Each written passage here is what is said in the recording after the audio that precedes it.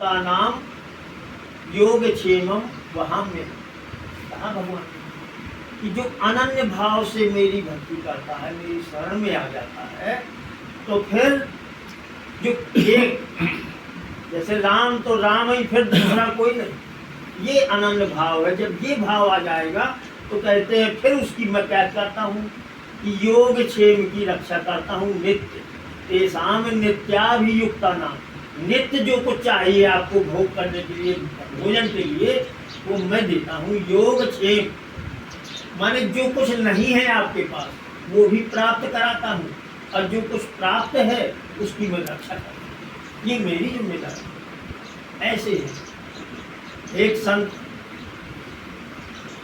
अयोध्या जी की सत्य घटना है, थोड़ा पहले की है। तो एक युवक अयोध्या में अपने व्यवसाय के काम से आए, कहीं आसपास गांव के होंगे अयोध्या में, जैसे हम लोग आसपास के थोड़ा कस्बा शहर में बाजार करने जाते हैं, ऐसे वो गए हुए थे अयोध्या में। उस समय एक अयोध्या में बड़ा धर्मशाला था जिसमें एक संत थे, भगवान राम का ही वो भजन करते थे, 24 घंटे उनका राम नाम का भजन चलता था। उसी के साथ साथ उस आश्रम धर्मशाला की व्यवस्था वो देखते थे। जो कोई आता था तो उस धर्मशाला में ठहरने रुकने की सारी व्यवस्था करते थे। उसी में जो कुछ यात्री आए और ठहरे और जो दे गए तो उसका लेन देन का व्यवस्था करते थे, बाकी भजन करते।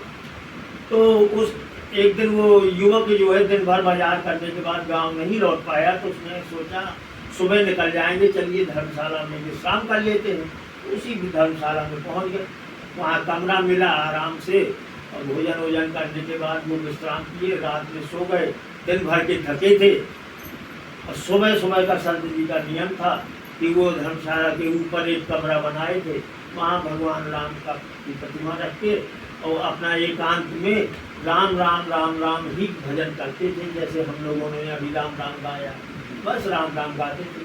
तो उनका 3-4 बजे सुबह ब्रह्म मुहूर्त में ये नियम बना था। अब उस समय तो थोड़ा जो जागे तो देखें, उस समय का समय ऐसा होता है कि शीतल मंद सुगंध हवाएं चलती हैं, बड़ा ही वो ऐसा आध्यात्मिक समय होता है कि अगर भजन करें तो वो समय बहुत अच्छा मन लगता है, शांति रहती है। अमृत बेला है। हाँ, तो अमृत बेला में वो अपना कर रहे थे।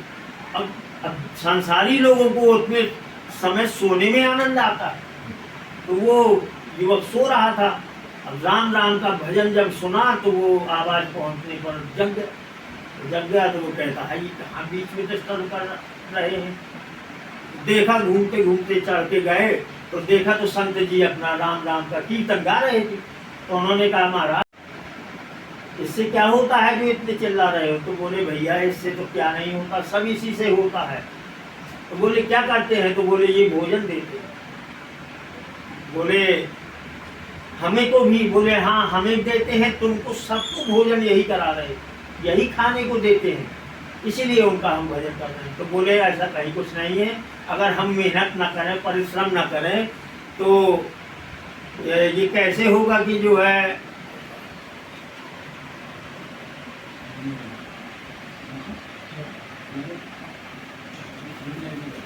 ये हुआ कि वो नहीं हम मेहनत करते हैं तो हम खाते हैं, और राम राम करने से राम खाने को नहीं दे जाएंगे। और वो महात्मा कहते हैं कि नहीं भैया, करो या ना करो वो राम ही खिलाते हैं और वही काम करवाते हैं। कुछ भी करो करवाते हैं वही है, उन्हीं की इच्छा से सब चल रहा है। ये जगत संसार का पूरा विधान उन्हीं की इच्छा से चल रहा है। तो बोले ऐसा नहीं हो सकता है, हम ना करें और खिला दें। बोले होगा। तो बोले ठीक है, आज हमारी आपकी हो जाए, हम करते हैं राम राम और फिर हमें खिला दें, हम नहीं खाएंगे। बोले अगर राम राम बैठ के करोगे, चाहे थोड़ी देर राम राम कर दो, और इसके बाद जाओ तुम्हें देखना वो खिलाएंगे। और उसने कहा यदि आज मैं खाऊंगा नहीं और खिला दें? तो बोले नहीं खिलाएंगे। तो बोले ठीक है, और नहीं फिर ये भजन बंद कर देना। तो बोले मैं भजन बंद कर दूंगा, और यदि तुम्हें खिला दिया तो बोले फिर मैं भी राम राम करूँगा। ये शर्त हो गई। इसके बाद जो है अब वो निकल गया। अब भगवान की हमेशा अपने भक्त की लाज रखते हैं। अगर भक्त ने कुछ कह दिया तो उस वचन की लाज रखने के लिए भगवान अपने सारे नियम तोड़ देते हैं, लेकिन भक्त की रक्षा करते हैं। तो जब देखा कि ये तो अब राम नाम पे आ गई है, तो अब हमारा भक्त कैसे हार सकता है, वो अब भगवान की प्रक्रिया कृपा शुरू हुई। यहाँ भक्त वो जो जा रहा था, अब वो सोचता है मैं घर जाऊंगा तो माता जी भोजन न करा दें, अब मैं तो संकल्प लिया मुझे भोजन नहीं करना है, ये संत जी को हराना। तो गांव में ना जाके घर ना जाऊं, कहीं जंगल को निकल जाऊं, ताकि पूरा दिन बीत जाए और इसके बाद जो है अब भोजन मैं करूँ।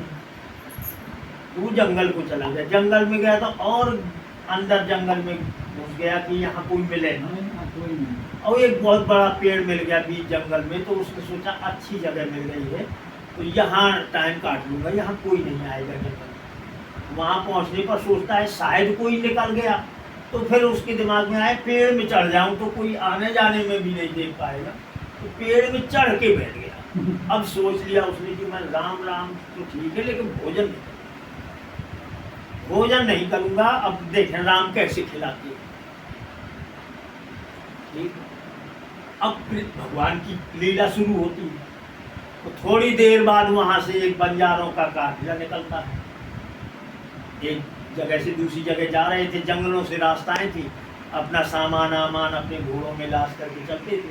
तो कबीला वो जब निकला तो उनको ये पेड़ की छाया और सब अच्छा लगा, तो उन्होंने ये विचार किया कि बहुत अच्छी विश्राम के लिए छाया भी है और पर्याप्त जगह है, यही भंडारा तैयार कर लिया जाए, सब लोग तो भोजन भी कर लें और थोड़ा बहुत आगे के लिए भी ज़्यादा बना लें, क्योंकि ऐसी जगह मिली ना मिली।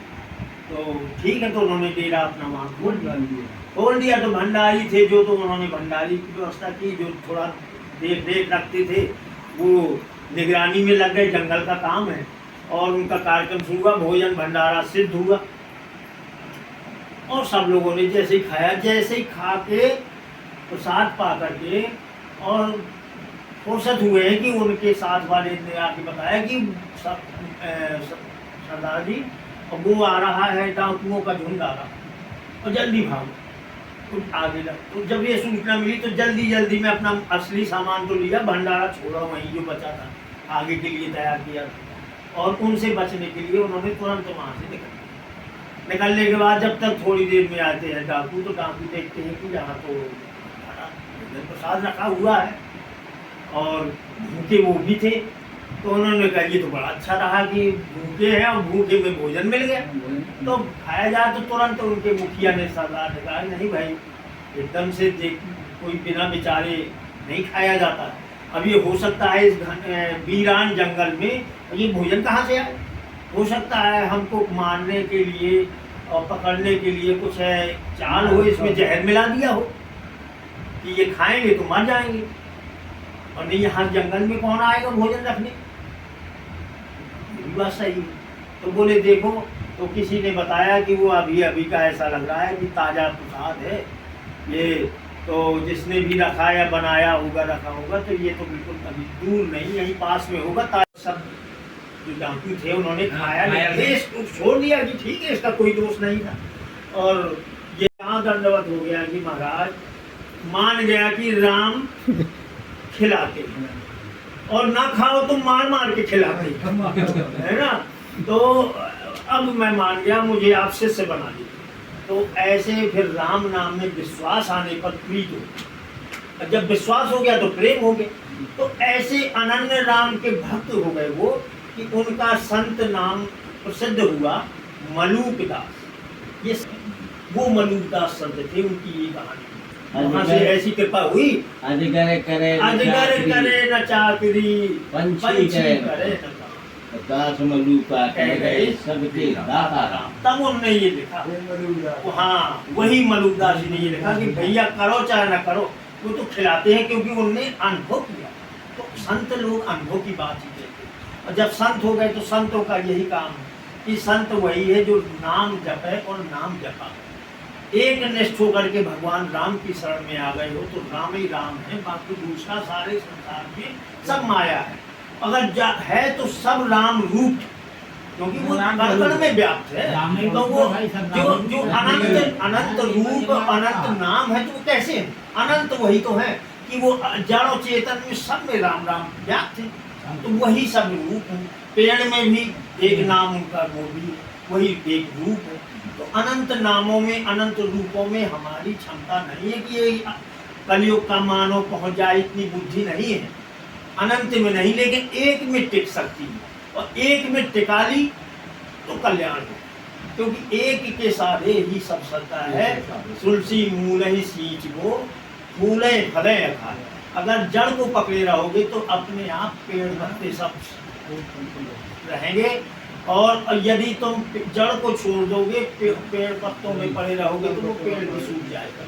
इसीलिए राम से बड़ा कुछ नहीं है, और राम एक बीज है, बीज मंत्र है। ऐसा नहीं कि राम जो है कोई साधारण बात है, सारे 100 करोड़ मंत्र हैं जो आपके, सब राम से ही निकले हुए। जैसे बीज में पूरा वृक्ष समाया हुआ है, ऐसे राम में सारे मंत्र, सारे वेद समाहित हैं, ऐसे ही प्रतिष्ठित है उसमें। इसीलिए राम को ये मानिए, और राम हमारे अंदर ही है, आपके सबके अंदर वही राम है, क्योंकि वो तो कण कण में व्याप्त है। फिर ईश्वर अंश जीव अविनाशी, वो परमात्मा अगर ईश्वर है, परमात्मा है, ब्रह्म है, तो उसी का अंश है, हम आप हैं, तो वो भी अविनाशी है, तो हमारे अंदर ही तो बैठा है। तो हम बाहर ढूंढे, संत यही कहते हैं बाहर न ढूंढो, अंदर ढूंढो, अंदर ध्यान करो, अंदर उसका स्मरण करो, समझे। तो राम नाम से बस प्रीत तब होगी जब विश्वास हो जाएगा, और जब प्रीत हो जाएगी तो भक्ति होगी, तभी भक्ति होगी, क्योंकि भक्ति में प्रेम चाहिए। तो तुलसीदास जी ने ही कहा, कबीरदास जी से ने किसी से पूछा, किसी ने पूछ दिया कि संत जी आपको भगवान कैसे मिले, आपने किया क्या किया, कोई तरीका किया हो तो बता दीजिए ऐसी विधि की हमें भी मिल जाए। तो बोले भैया कि देखो, पोथी पढ़ पढ़ जग मुआ, पंडित हुआ न कोई, और ढाई आखर प्रेम का पढ़े सुपढ़। केवल राम राम ये ढाई अक्षर को प्रेम से पढ़ो, प्रेम से बोलो। कबीरदास जी ने तो एक अक्षर नहीं लिखा पढ़ा, लेकिन प्रभु की कृपा से राम राम ही उन्होंने गाया।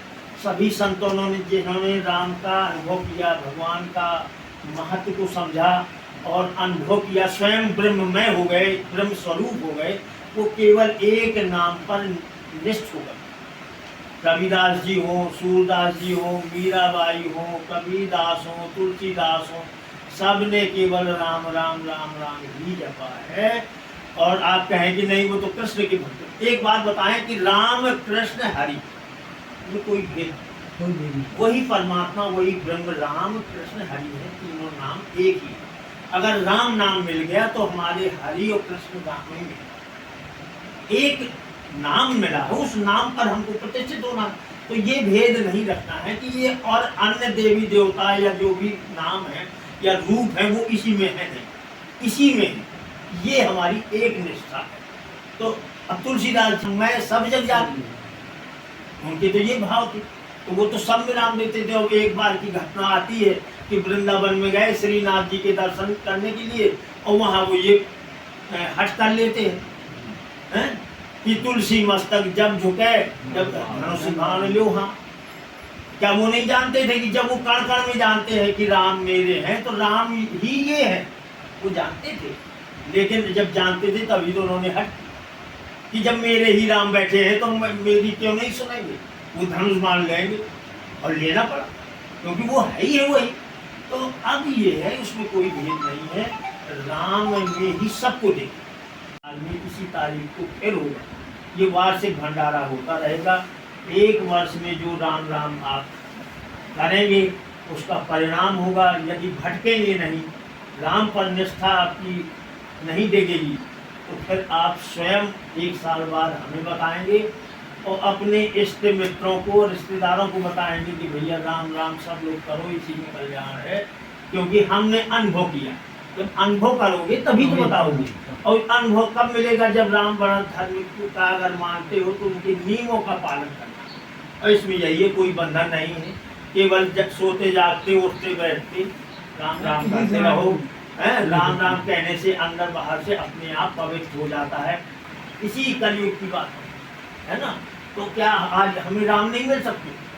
जब इनको मिले, इसी युग में मिले, हमें क्यों नहीं मिलेंगे? उसी समय मिल जाएंगे जब एक राम पर विश्वास हो जाएगा, सच्ची प्रीत हो जाएगी, उसी समय। देर नहीं लगना, क्योंकि वो बैठे तो यहीं, उनको वही साकार प्रकट होना है। निराकार रूप में तो वो सब जगह है, निराकार रूप में तो खंभे में तो नरसिंह भगवान आ गए, साकार बन गए। भक्ति की लाज रखते हैं, जरूरत की पूरी करते हैं, इसलिए अब ज़्यादा समय हो गया है।